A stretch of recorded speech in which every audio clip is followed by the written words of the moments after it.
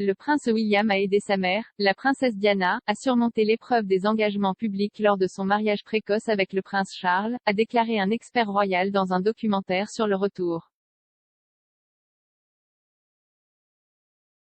Hier aurait été le 40e anniversaire de mariage de Charles et Diana s'ils n'avaient pas divorcé, ce qui a amené beaucoup à réfléchir à la façon dont leur mariage a si mal tourné.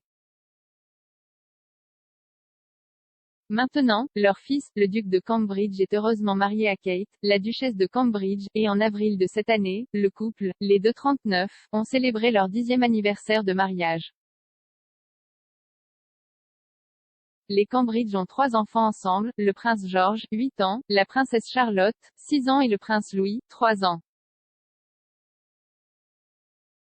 Les fans royaux réclament des photos des enfants royaux, la dernière étant une photo de George prise par la duchesse pour son 8e anniversaire.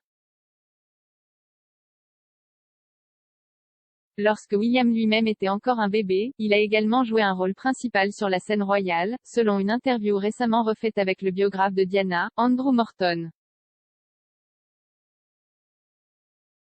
L'auteur de Diana, Her True Story, a déclaré que William était une personne cruciale pour Diana lors de l'épreuve de sa tournée de 6 semaines en Australie et en Nouvelle-Zélande avec Charles en 1983. Bien que la première tournée à l'étranger du couple ait contribué à consolider sa réputation de princesse du peuple, les observateurs royaux ont observé un mariage qui commençait à s'effriter.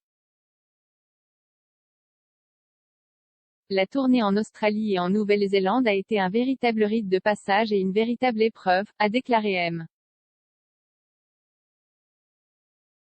Morton lors du documentaire de Channel 4 How Diana Shaped William et Harry. Elle a été aidée à surmonter cette épreuve avec le fait que le prince William était en tournée royale. À seulement 9 mois, le futur monarque a été emmené en tournée et pris en charge par sa nounou, Barbara Barnes. Cela marquait une rupture avec le protocole royal, car les enfants des héritiers étaient auparavant restés à la maison lors de tournées à l'étranger. Les apparitions médiatiques de Diana ont également été facilitées par la présence du prince William, selon M. Morton, jour après jour, la seule question qu'on ne lui ait jamais posée était comment va William et elle aimait y répondre. Elle est devenue une jeune femme très confiante, a-t-il déclaré. Cependant, dès que Charles et Diana ont atterri à Alice Springs, en Australie, pour la première étape de leur tournée, Diana a immédiatement attiré une couverture médiatique locale négative. Elle semblait mal à l'aise, voire maussade, et a regardé le tarmac avec les yeux baissés pendant une grande partie de la brève séance de photos à l'aéroport, a déclaré un article du journal The Age à l'époque.